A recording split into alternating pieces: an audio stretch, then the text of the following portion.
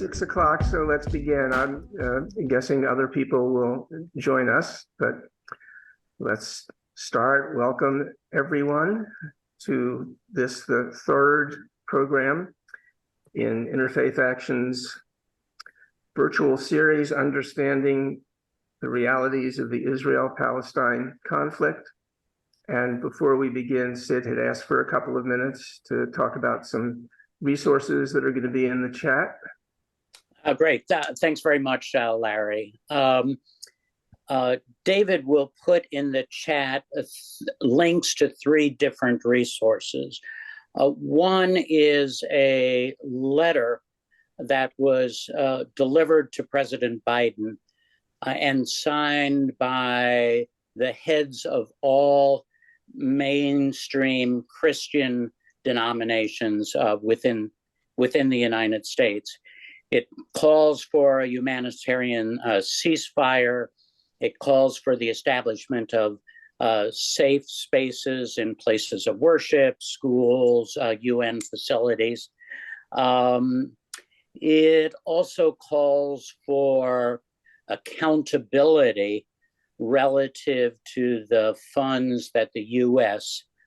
Invests in Israel. And it also raises concerns about the sustainability of a multi-faith environment or society within the Holy Land. So I think it's something worth reading. Several years ago, when Interfaith Action did its faith frame for our policy work, it indicated that stories are critically important to our understanding. And so also in the chat, I've listed a BBC document that provides a profile of each of the individuals who were kidnapped by Hamas. I think their stories are quite profound. And then the third link that I included, again, a story of an 84-year-old Christian woman in Gaza City who was sheltering in the Holy Name Church. She went outside to see if her house was still standing, was shot by soldiers, laid in the street, and ultimately a tank drove over her, killing her. So again, I encourage folks to read these stories. Let me also indicate that I've been surprised by the connection of our programs to date with commemorations. Last week's program coincided with the commemoration of Kristallnacht in Germany. Kristallnacht being the night of broken glass, or the night of crystal, when the Nazis first began a concentrated effort at genocide, destroying Jewish places of worship, schools, hospitals, and homes. And ultimately, during that Kristallnacht, the arrest of more than 30,000 Jews. And today is a commemoration of the murders of the 6 Jesuits who were part of the leadership of the University of Central America in San Salvador, El Salvador. Those Jesuits and the university were committed to creating efforts within society for public dialogue, also for countering injustice, and finally for standing with individuals who were survivors of violence. So it seems somewhat fitting that today we again have a program in tandem with a commemoration of forebears who worked to advance dialogue and peace and justice in situations of conflict. And finally, one of those Jesuits was a psychologist who worked in the field of mental health and human rights, Ignacio Martin Barro. And Larry, I thought of you and the coinciding of his work in that field and your leadership as a psychiatrist in the field of mental health and human rights. And so I thank you for maintaining the passion of the Jesuit Martin Barro, and thank you for your leadership tonight. I turn it back over to you. Thank you, Sid. I appreciate that. We are honored tonight to have with us Lara Friedman, president of the Foundation for Middle East Peace.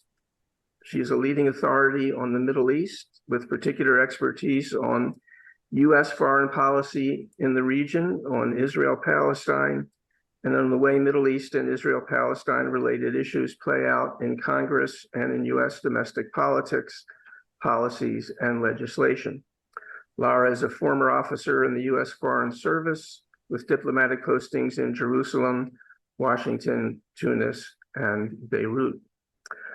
So, Lara, if it's all right with you, I would like to share a map that now I think a lot of people have probably seen that traces the land in Israel-Palestine over 4 historical periods. It's a somewhat controversial map. Not everyone agrees with its portrayal, but it gives a sense of where things are. And it's my understanding that you'd like to begin with some questions. Am I understanding that right? I'm fine either way. I'm fine just talking, or you can start me with questions at this point. I'm prepared either way. Okay.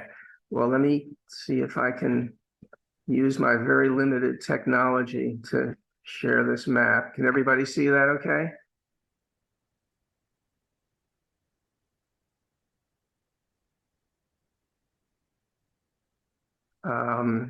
Okay, apparently I did not do it the right way.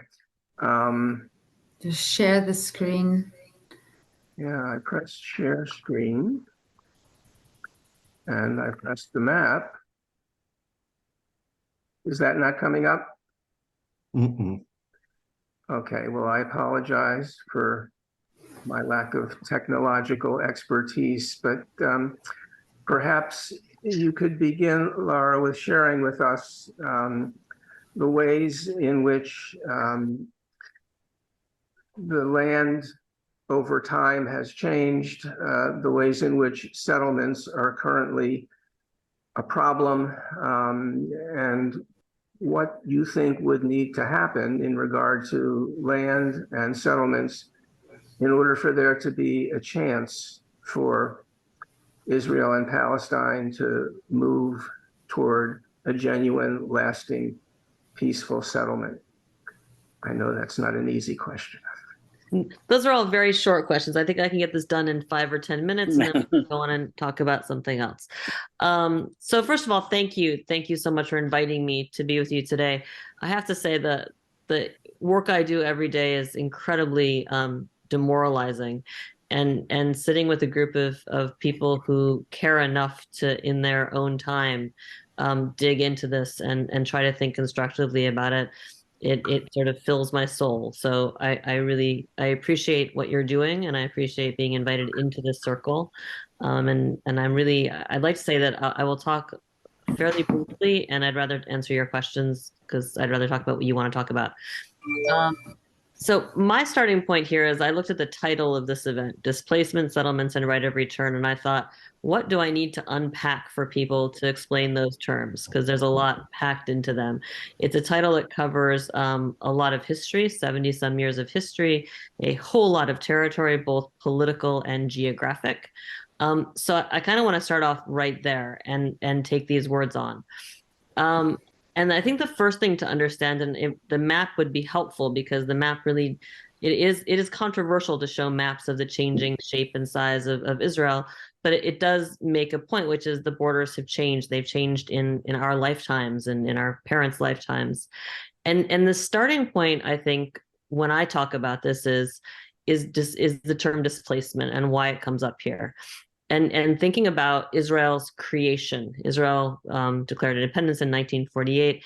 And I am a Jewish American. I grew up with a founding myth, which was Israel was a land without a people, for a people without a land.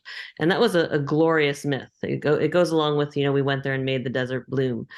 The myth isn't just that it's beautiful and very elegant, because look, the land is waiting for us, we came, but it also speaks to generations of Jewish longing to return to a homeland, to have national self-determination.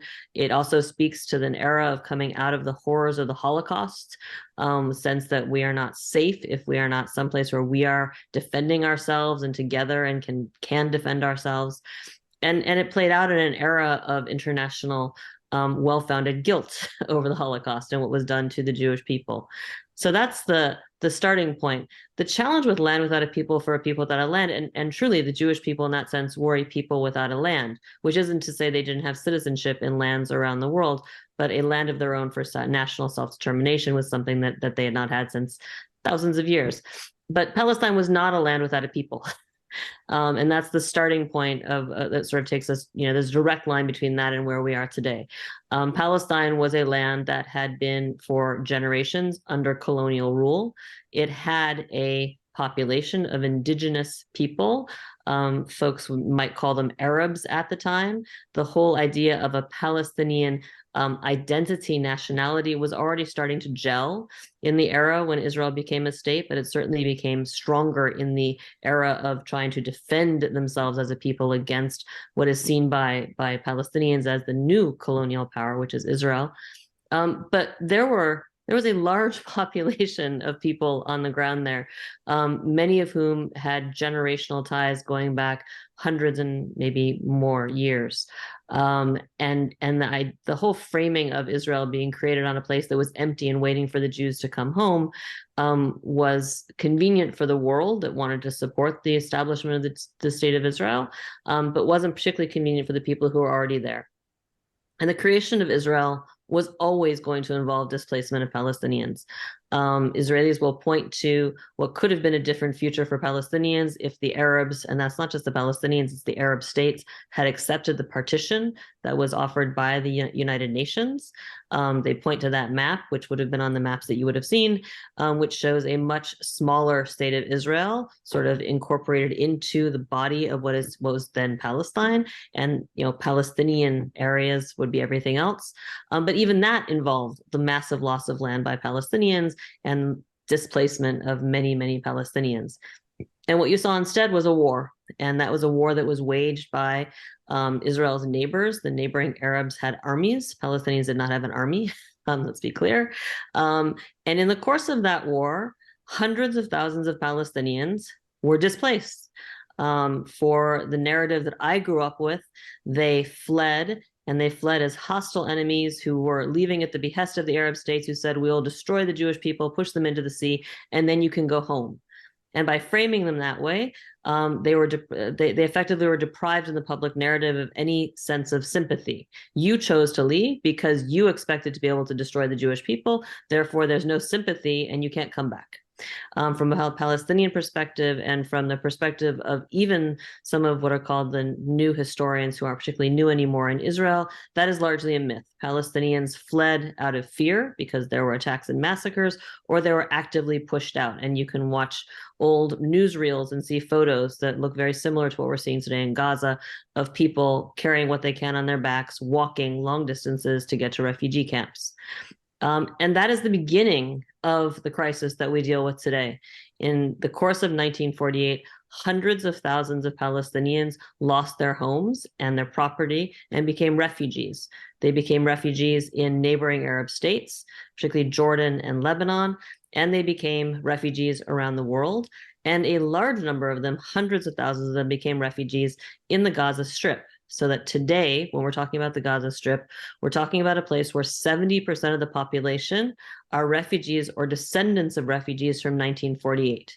Those are the same people who are now refugees again today from the events of the current time period. So that's the displacement piece of it, the first displacement. Israel calls that the War of Independence. Palestinians call that the Nakba, the catastrophe. And we get to the third part of the title of today's event, right of return. Right of return is linked directly to that. Right of return, if you take it out of the Israeli-Palestinian context, is a largely non-controversial concept of international law that says that civilians who are displaced in conflict have a right to return where they came from. And when I say largely non-controversial, I mean completely non-controversial. If you look at the UN High Commission on Refugees, which is not an Israel-Palestine focused organization, they do refugees worldwide.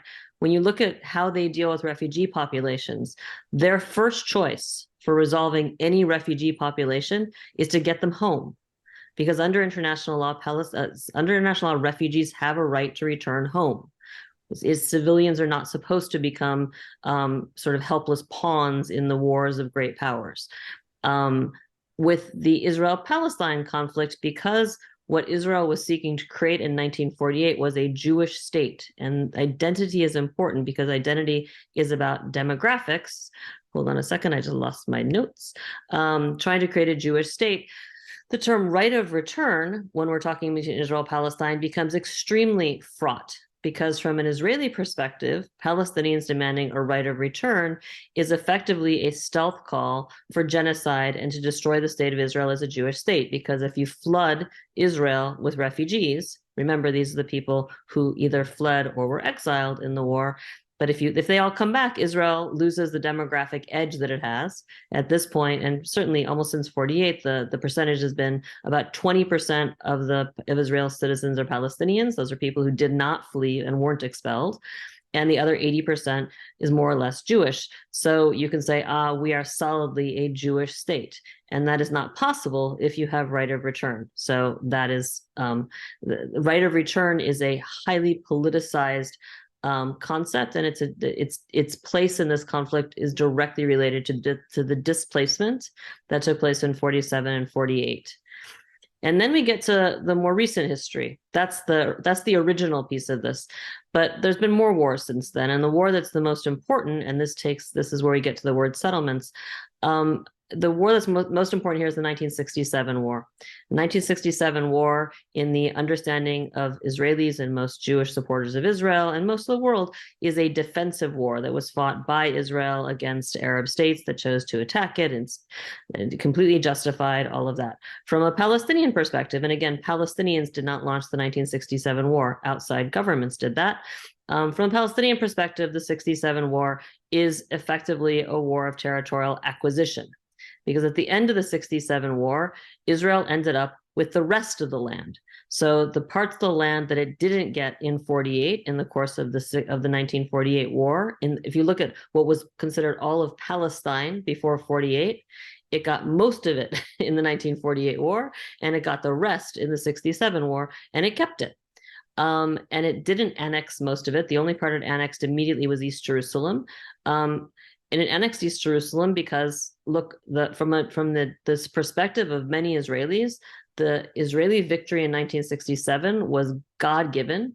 It was a miracle, frankly, from their perspective, that Israel had come out victorious, and not only victorious, but that Israel had, in the course of this war, taken control of Jerusalem and East Jerusalem, which is the Temple Mount, Haram al-Sharif, which is the most precious site for most Jewish people.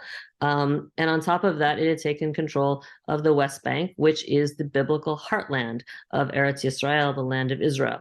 So for people who looked at the territorial aspects of Israel as a security idea, they said, great, we now have gotten strategic depth. We have to keep this land because we now have strategic depth that keeps us safer. And in that era, we were worried about things like tanks coming across the Jordan Valley and surprising us. So now the Jordan Valley is ours. But for folks who looked at Israel from a more religious messianic perspective, this was a move by God to return the biblical heartland of the Jewish people to the Jewish people. And those people will remind you that the Bible doesn't talk a whole lot about Tel Aviv and Haifa and Jaffa. The Bible talks about Hebron and Shiloh and Ophir. I mean, this is the biblical heartland. So what we saw almost immediately after 1967, we saw Israel annex East Jerusalem and begin an intensive project of building Jewish neighborhoods and communities throughout East Jerusalem and surrounding East Jerusalem. And those communities are known as settlements. And settlements is an international legal term. It's not a judgment. I know people sometimes who are very defensive about Israel say that, you know, that's some sort of negative term. It is an international legal term that is used. Your alternative, you can either call them settlements or colonies. The idea here is that this is a state that is building civilian outposts for its citizens on territory that is not its sovereign territory, or that the world does not recognize as its sovereign territory, and therefore they're actually illegal. So Israel began a project of building settlements around and throughout East Jerusalem with the explicit purpose of making sure that Jerusalem could never be divided again. It was divided between Israel and Jordan from 48 to 67. The idea was never divided again, and no part of it can become anybody else's capital. And in the process of doing that, the government of Israel annexed, declared as state land, or declared in other ways, took over, sometimes by declaring as parkland and then transferring it over to state land. They basically took over almost every inch of unbuilt land in East Jerusalem and turned it over for settlement purposes, for purposes of building Israeli government buildings in East Jerusalem, for building Jewish neighborhoods. And they implemented policies explicitly designed to curb the expansion of Palestinians in East Jerusalem. So Palestinians since 67 have had almost no ability to obtain building permits. Even if they have land that Israel recognizes they own, they can't build on it legally, they can't expand. It's very easy for them to lose their property if settlers decide that they covet the land of Palestinians in East Jerusalem. There's very good odds that those Palestinians will wake up one day and realize that suddenly they've been declared absentee landowners, which is a complicated piece of Israeli law, which means that while they're present, they no longer own the house that they're in, and they will probably be thrown out of it. So that's East Jerusalem. In the West Bank, after 67, almost immediately, the Israeli government sort of after 67 said, well, we're not annexing it, we're just going to hold on to it, and agreed that it would be called occupied territory under international law. It is land that is held under belligerent military occupation. That was not a controversial term until maybe a decade ago. But immediately there began a campaign by Israelis, many of them supported by Jewish Americans in particular, a campaign to settle the West Bank. And this became, if in the early days, it's what we call wildcat settlements. It's very American. Americans out on the frontier. You go out, you got your car, you got your gun, you got your wife, you stake your claim, and then you defend it. And then you force the Israeli army to come and defend you. And you see it as heroic and a return of the Jewish people to their land. And that became the settlement enterprise, which really kicked off in earnest in maybe 68, 69, and has never stopped. So if you look at the maps in front of you, the map all the way on the right, where the area that was a sort of the green of the West Bank, if you look at the two maps on the right, the middle one which shows a pretty solid green West Bank, and then the one all the way on the right where you just see little dots, those little dots are basically islands of Palestinian land, mainly defined by where you have Palestinian pre-existing construction. These are Palestinian villages and towns, and pretty much everything else has been taken up by settlements. We have the Oslo process, under which was supposed to be temporary. We had a temporary arrangement where land was broken into areas A, B, and C. A being areas which are under total Palestinian control, and those are exclusively the major areas of Palestinian inhabitants. So these are villages and cities. Then we have area B, which is the broader area of villages outside of major metropolitan areas, which is under Palestinian civilian control and Israeli security control. And then you have area C, which is 60% of the West Bank. And those are the areas where there are very few Palestinians, but all of the settlers. And that area in the past 20 years has been slowly turned into exclusively Israeli land. And what we've seen, and this is where we come back to displacement, that was all about settlements, in the course of the past 5 weeks, well, I should say, in the course of the past 55 years, we have seen ongoing efforts by settlers to push Palestinians out of their land, of their homes. We've seen settler violence, and we've also seen Palestinian violence, by the way. Under international law, that is, there is a difference between the acts of between violence that is used to resist an occupier, which does not in any way justify terrorism, but there's a difference between that and acts by an occupier to dispossess the indigenous population of lands and homes. So we've had pretty much unrelenting Israeli violence and terrorism against Palestinians since '67.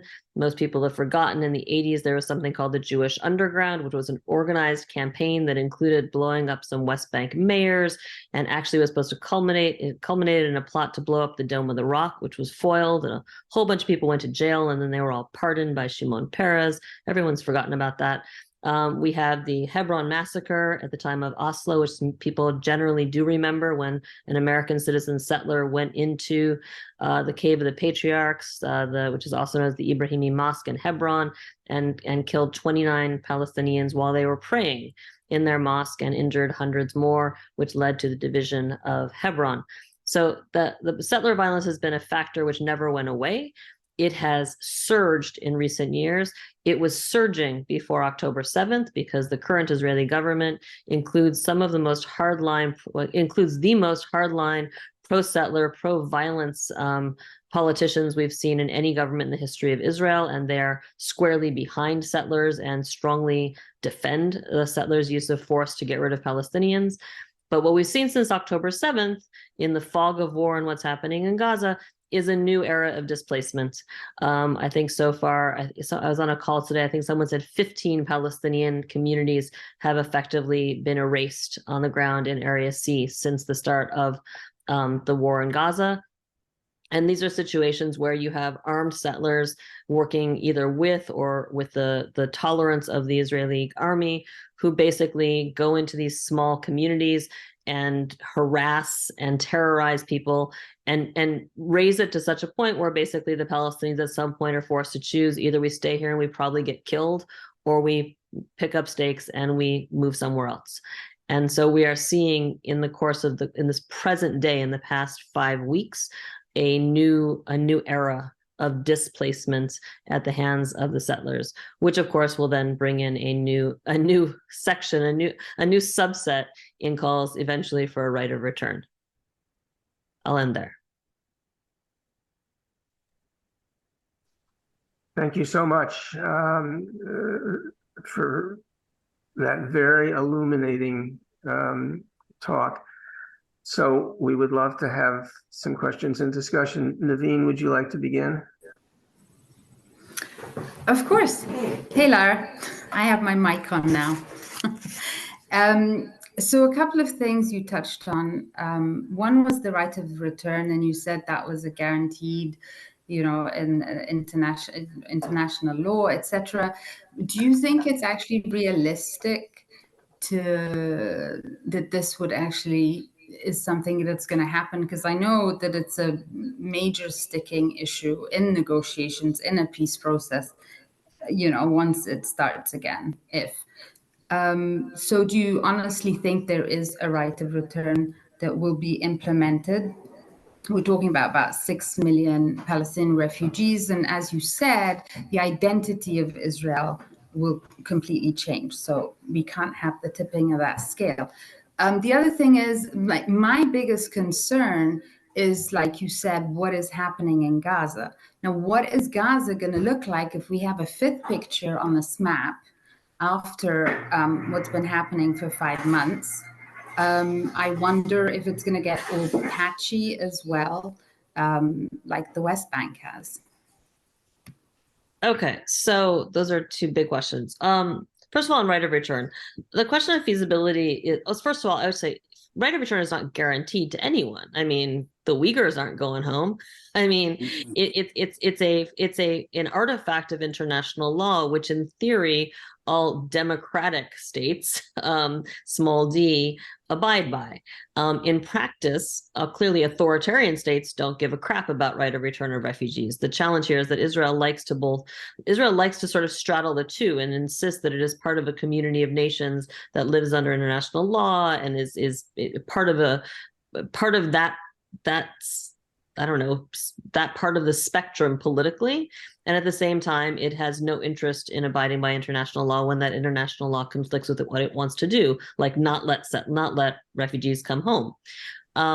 So there's no guarantee, I should be clear. And one of the challenges when we all talk about international law, and I'm not a lawyer, is that international law there's no implementing authority with international law, right?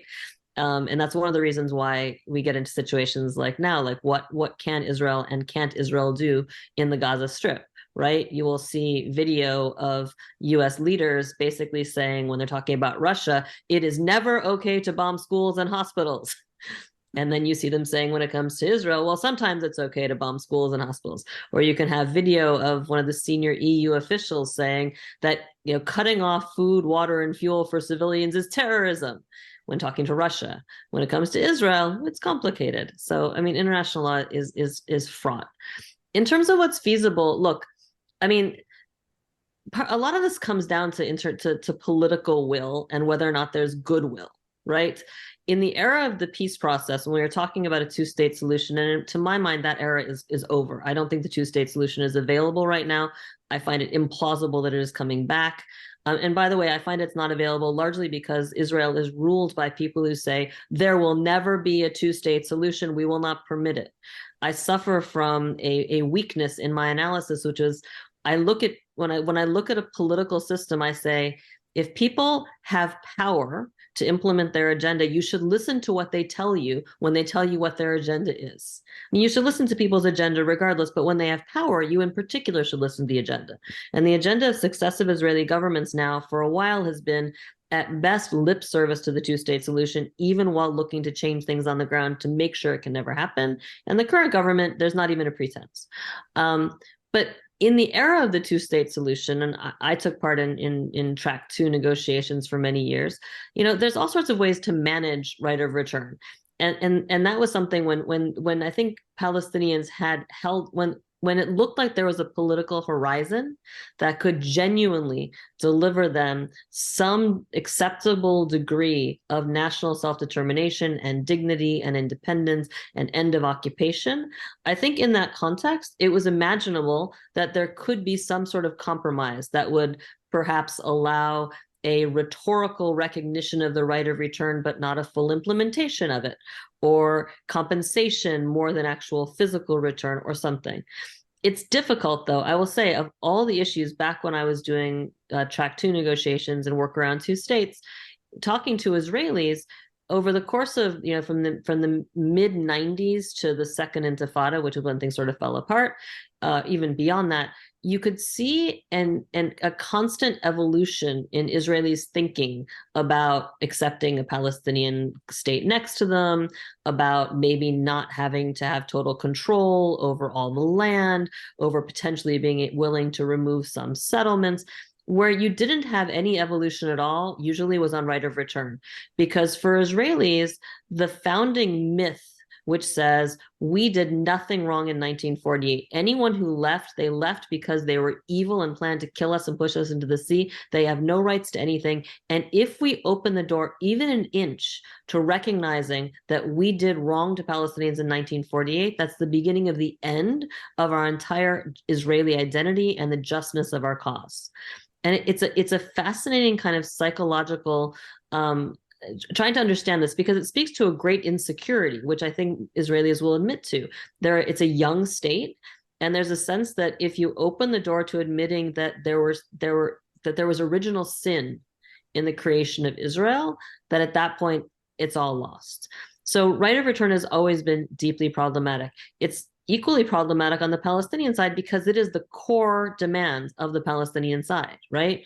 We lost what people would say, fine, we agree, you're the victims, we're the bad guys, keep our homes, keep our rugs, keep our dishes. There's Jewish family living in the house that I was born in, and I can't even go inside to see it. That's the tree my dad planted when I was a baby. That's fine. Let's make peace based on that status quo. That's really hard. And that was hard then. It's going to be even harder now, because now we're talking about, again, Gaza is 70% of that population. We're talking 2.3 million. 70% are either refugees from inside Israel or descendants of refugees from inside what is now Israel. And Gaza today, I don't know how closely you guys are all watching this, but at this point, northern Gaza is a wasteland. Israel has spent the last 5 weeks literally turning northern Gaza into rubble. And if you watch the ground incursions since that started, what was damaged previously is now being turned into rubble. And there can be discussion of, whether or not Israel intends to ever leave. Bibi's pretty clear he doesn't.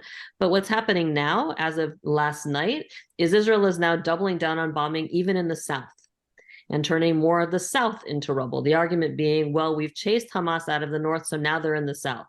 So we told 1.2 million people that they had to flee to the southern part of the area. This entire area is the size of Metro Philadelphia, right? So 1.2 million people have now crammed into the bottom half of the area of Philadelphia. So you have 2.3 million people in there, many of them wounded, many of them injured. Half of them are now internal refugees.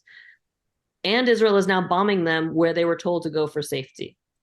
It is difficult to see how at the after times, after we finish this round of violence, whatever that looks like, Gaza is not going to be habitable for a very long time. That's the bottom line. And rebuilding Gaza, and we saw this in previous wars when Israel destroyed large areas of Gaza, reconstruction in Gaza is not something that happens quickly, because Israel's argument is we have to control every single piece of wood, every single piece of pipe that comes in for reconstruction, because otherwise Hamas may use it to rebuild its capacity.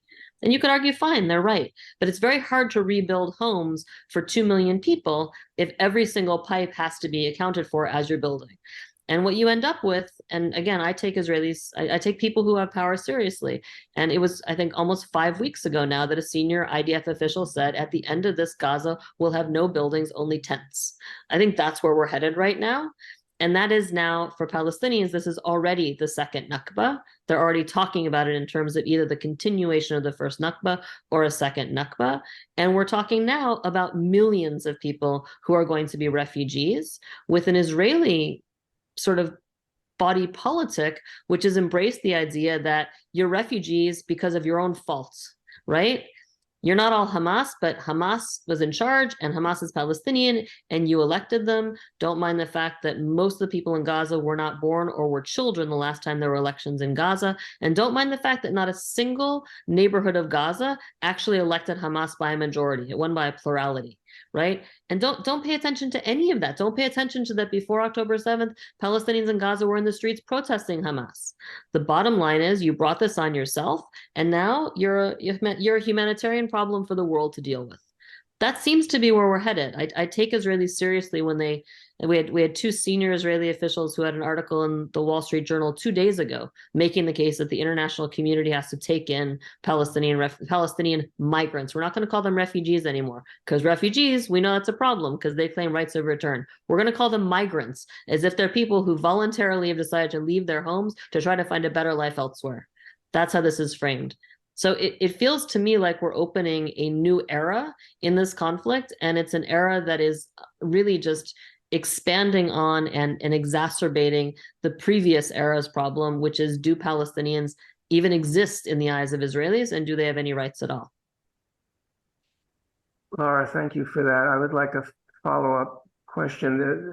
What you're telling us is illuminating but depressing. Do you see any hope, any way that this could move in a more positive direction? People never bring me to speak for hope. My job is I've been the Cassandra in my space for a very long time, and there's truly no satisfaction in people saying, "Damn, you were right," because I don't want to be right. The one piece of hope I can give you is I'm sometimes wrong.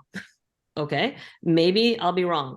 I will say that the first week of this conflict, this crisis, watching Israel's behavior in Gaza, as soon as Israel gave the order to evacuate northern Gaza, I said, this is going to be a far-reaching massacre of civilians. Israel is working to clear-cut northern Gaza and push everyone to the south, ultimately either to leave them in refugee camps in the south or to push them across the border with Egypt.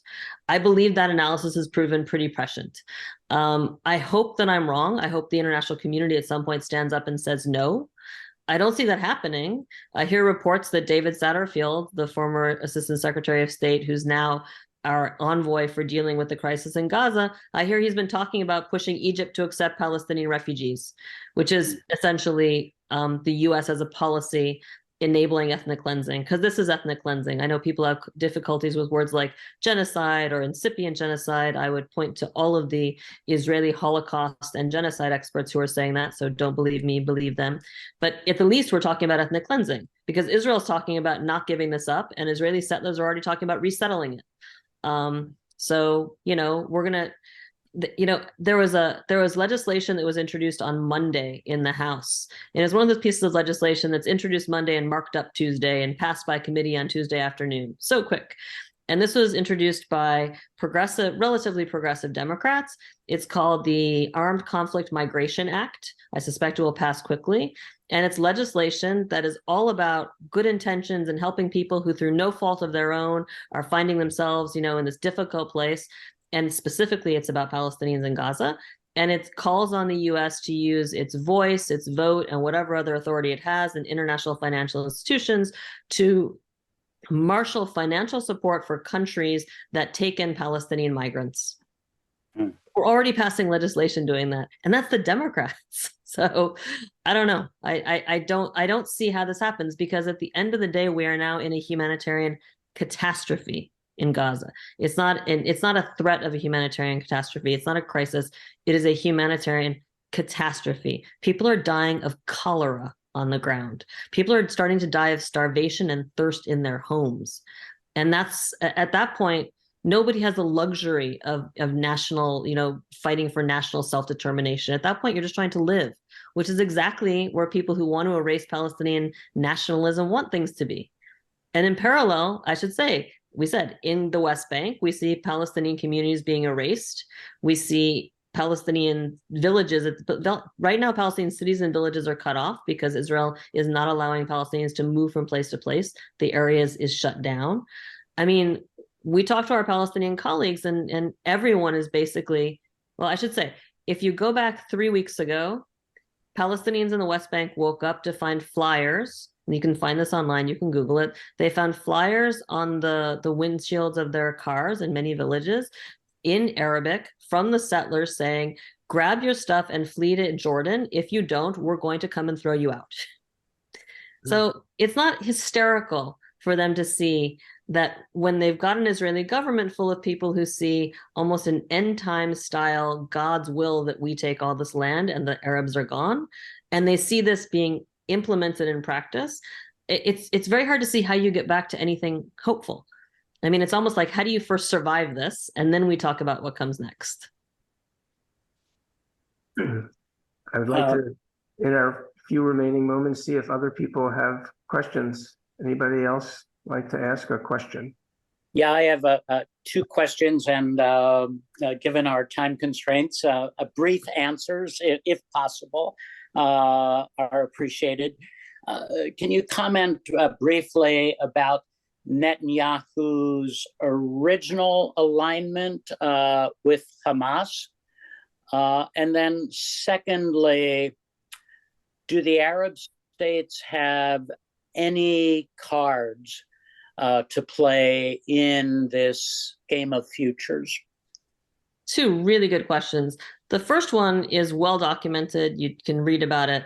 It's been well known for a very long time. I mean, the ascension of Hamas in Gaza and the ability of Hamas to stay in its role governing Gaza is thanks to the Israeli government. It is the Israeli government, and let's remember Netanyahu has been in power consistently now for almost 20 years. This is his political doctrine, and it's been documented. It's a doctrine that says we want Hamas in power in Gaza because then we never have to have a two-state solution. solution. So long as Palestinian governance is divided between a terrorist organization and the PA, no one can ever expect us to make peace. So this is good. And, people will talk about, stopping, the Congress is really big on stopping terrorist financing and all that. The bottom line is money has been getting to Gaza for years because Israel allows it to via Qatar. And that's been a very clear arrangement and something that Israel wanted, which is one of the reasons why Israelis are so mad at Bibi today. I mean, Bibi's in big trouble politically, domestically, for letting this happen, for all of it. The second question is, what cards do Arab countries have to play? It's a great question. Look, Israel has spent the past, and again, this is the Bibi doctrine, since the Trump era, the only thing Israel is really interested in is normalization with the Arab world, right? We build this wall of relations between Israel and the Sunni Arab world against Iran. We basically wall off the Palestinian issue so no one has to deal with it. We all get rich, we all get strong, everybody's happy, we're secure, it's awesome. So arguably the countries that have normalized with Israel have some cards to play.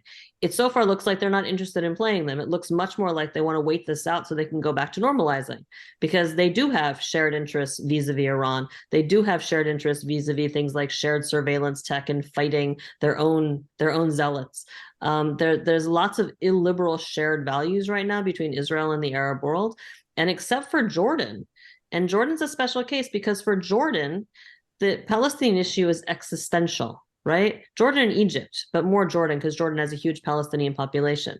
When Israel looks like it's maybe thinking about expelling Palestinians across the Jordan River, the Jordanian government, the Hashemite kingdom, says, holy crap, this could be the end of our country. And by the way, Israelis will tell you, Palestinians have a state, it's Jordan. Forget the Hashemite kingdom. Thank you. You've been friends of ours for years. We don't need you anymore. You're really the state of Palestine. Go away. So when you hear the king of Jordan speaking hard truths to Israel, Israelis, I think, or the Israeli leadership understands this is because the Jordanians have their own personal equities at stake in this. This is why Jordan took such a firm position at the International Court of Justice against the barrier when Israel started building the barrier with the West Bank. The future of Palestinians having a political horizon that's not in Jordan is vital for the Jordanians. And for Egypt, which is the other country that really does have leverage here, because Egypt is Israel's largest land border, right? Having its peace agreement with Egypt, taking it for granted, I mean, that's the centerpiece of Israel's national security strategy. And this is the main reason why I would argue Israel has not just moved to push the Palestinians into Egypt and say, effectively, screw you, Sisi, we're going to do it anyway. Because it's very clear, at least up until now, the Egyptian argument is, if you try to fix the Palestinian problem or the Gaza problem on our back, you will lose your peace treaty with us. We are not willing to take on a Muslim Brotherhood affiliated terrorist organization. We are not willing to become the home to a restive and almost certainly recalcitrant and recidivist population that's going to want to get back to Gaza, and we're going to be in charge of preventing that from happening. We can't take on an impoverished refugee population. I mean, they have their own domestic interests as well. I mean, that so far has been the biggest check on Israel's ability to simply shove Palestinians out of Gaza, close the border, and say, we're done. Any other questions? Well, I have one last one. What if Israelis woke up and said, we don't want this government anymore? Any chance that a different government could proceed differently? So Israelis have been saying they don't want this government since it came into power. For folks who watch the domestic political scene, it's been an extraordinary exercise in democratic protest. And there have been hundreds of thousands of Israelis in the street up until October 7th, every week, protesting this government. But to be absolutely clear, they're not protesting it over treatment of the Palestinians. They're protesting it over its other illiberal strands, which are, by the way, directly related to its treatment of the Palestinians. I don't think Israelis still fully grasp that the architects of the illiberal, anti-democratic judicial reform are driven, and I say this because I actually listen to them, they are driven first and foremost by a desire to be able to do anything in the West Bank and not have any Supreme Court telling them what they can and cannot do. The beginnings of the judicial reform movement in Israel began in 2006 with disengagement from Gaza. And it was the outrage that the court permitted the government of Ariel Sharon to abandon the settlements in Gaza. So that's the beginning of this whole thing. But if you had elections tomorrow based on polls in Israel, you would elect a government that looks a lot like the last government. And that government fell apart basically because it fell apart because it refused to in any way soften the stance on, not that it's more complicated. That government was as hardline in many ways as this government when it comes to the West Bank. When it comes to Palestinians, this is what Israelis want to bring down this government for is not a right-left position when it comes to Palestinians. It's about everything else.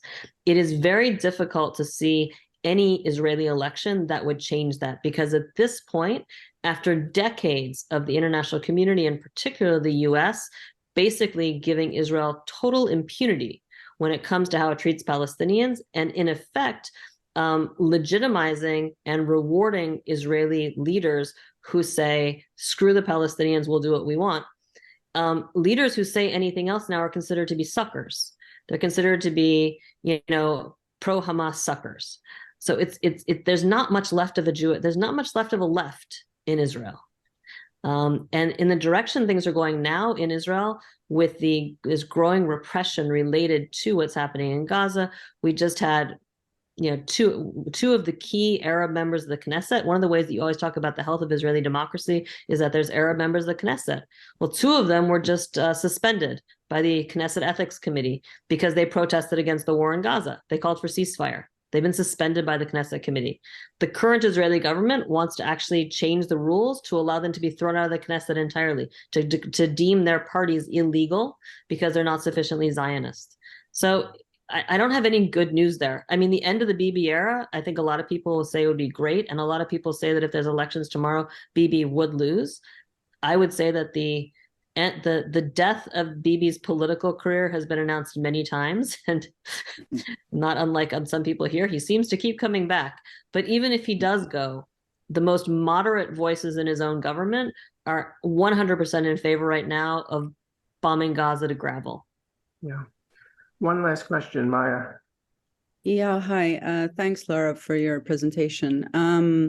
Question about the rising Jewish voices in the US who are saying, Israel is doing this not in our name. How do you feel like could potentially play a role to change things around, if any? That's a huge question. It feels a little bit, as a student of history, I was not around then, it feels a little bit like the era of the student protests in Vietnam. And I don't know how bad things have to get before people wake up and something changes. I don't know if you have to have a massacre of Jewish students at a university while they're protesting, which is, I think, what it took in the Vietnam era. At this point, what we're seeing is a huge push of younger Jewish and non-Jewish, but huge number of not in our name, Jewish Voice for Peace, all of that. And what you see in parallel is the Anti-Defamation League, Jewish members of Congress, basically slandering them as pro-Hamas, right? There was you may have heard, there was a demonstration outside the DNC headquarters in Washington, D.C. last night. I was watching it in real time. The video I was watching was of young people locking arms, singing the old spiritual that people sing at protests, whose side are you on, whose side are you on? And that was all it was until the police came and attacked them. And in the telling of this, we have Brad Sherman, a Jewish Democrat from California, who went on the news immediately and called them pro-Hamas, violent pro-Hamas protesters, and accused them of trying to break into the building. Journalists on site are like, that didn't happen. The video show it didn't happen. But as of today, we have the JCRC, one of the Jewish Federation bodies in Washington, issuing a statement condemning the pro-Hamas violent activists, right? We have efforts now, we've had multiple hearings in Congress since October 7th that are specifically about how do you shut down student protest. And they're talking mainly about SJP, but also that's Students for Justice in Palestine, but also about JVP, and now also about If Not Now. And what's extraordinary here is the legacy Jewish American leaders here are effectively condemning their children and grandchildren, because this is the movement of this generation of Jewish kids. It's their parents and grandparents that aren't there. And as we're seeing, the spectacle of Jewish, we're listening to Mike Johnson and Marco Rubio, these sort of Christian evangelical right wingers condemning these anti-Semitic pro-Hamas Jewish children who are protesting, not pro-Hamas. They're just saying ceasefire now, not in our name. And unfortunately, the organized legacy Jewish community leaders, led by organizations like the ADL, who have a lot of juice right now because, yes, there is rising anti-Semitism. So people are listening to them, except what they're saying is, don't really worry about the Nazis. You need to worry more about these Jewish kids talking about ceasefire. I don't know how this breaks through. I fear that it breaks through, unfortunately, when there's been the kind of events we saw in the Vietnam era that were just so shocking for Americans that they have to wake up. But I don't know if that's optimistic or not, but there you go. Do the Israeli peace groups have any influence, or are they completely marginalized? I'm thinking of B'Tselem, Women in Black, Jewish Women for Peace, which is known, I think, as having one of the largest grassroots women's membership in the country. Are they kind of voices in the wind? So I would distinguish between Israeli organizations and U.S. organizations. Israeli organizations are doing their jobs as best they can. B'Tselem is out there. We support them. I would encourage everyone to support them. They're doing incredible work. But I mean, it's not unlike, you think of like something, the ACLU during what we're going to be facing now, which is an era of rising kind of McCarthyism. They're overwhelmed. I mean, they're reporting on settler violence in the West Bank. They're reporting on what's happening in Gaza as best they can. They're reporting on what Hamas is doing, which is also a violation of international law and human rights, right? You're trying to cover all that. And at the same time, for your trouble, you're being called a traitor, a terrorist sympathizer, all of that. I mean, we're having colleagues of ours are being doxxed. They're being attacked. It's just horrific. And the courage of these organizations to continue, both the Palestinian and the Israeli organizations, it's incredibly humbling. In terms of the groups on the ground here, I think what you're seeing is the courage being led by a new generation of kids. But it's not just that. You can watch, there's horrifying video from the Israel march that took place on Tuesday, and the caption is, a Jewish woman held up a sign, and it's Medea Benjamin from Code Pink. It's not relevant that it's Medea. I don't think most people understood that's who it was, but she's standing there and says, "I'm a Jewish woman, and I want ceasefire, and I support peace," or something. And it's just video of her being surrounded largely by young Jewish people wishing that she's raped, wishing that she's killed in front of her children, wishing that she's shoved into an oven. I mean, it just goes on and on and on. And she just stands there and she's I don't think I could have done what she did there. It is very, very difficult in the Jewish community to stand up right now. I keep warning my husband, who doesn't work in these issues, that at some point someone's going to figure out who he's married to, and it's going to be a problem. I think we are entering an incredibly ugly McCarthyistic era, and all of us who work in this space are looking around saying, how long can I do this work? At what point is my work declared illegal? At what point is my work declared anti-Semitic? At what point does my bank say, you can't do your work anymore because we've decided we don't want to do this? It's the pressures. And we've seen this elsewhere. We saw this for years in Europe with we call it the de-risking or debanking, where Jewish Voice, just as an example, the banks, there's an organization of Jewish Voice for Peace in Germany, which years ago, there was a campaign by some people related to the Foundation for Defense and Democracies, and they basically publicly called out the banks that were providing banking services to this NGO until the bank finally said, we're closing all your bank accounts. You can't operate without bank accounts. Well, on that note, we are going to need to stop. Thank you, Lara. You have given us food for thought for sure. And thanks everybody for coming. Can I say one last thing? Sure. For all the horror and the negative stuff I'm saying, I mean, I grew up hearing about the McCarthy era, and I remember talking to my grandparents and hearing about the reason the McCarthy era was able to happen is that people let it happen. People got scared, and they allowed people to be basically pilloried. They allowed good people to take the fall because they were too scared. I wonder if this moment is different. And when I see some of the work that's being done at the grassroots from the faith communities, from the academic communities, of people still, even with what's going on, putting their names on letters, defending their colleagues, defending their students, defending their friends. If anything gives me hope right now, it's that, because this only works if a society lets it work. And if society stands up, it's very hard to completely shut down free speech. On that, I come up with something positive. A quick reminder that we have 2 more programs in this series, November 30th and December 7th. Early next week, you'll be getting registration links for those 2 programs.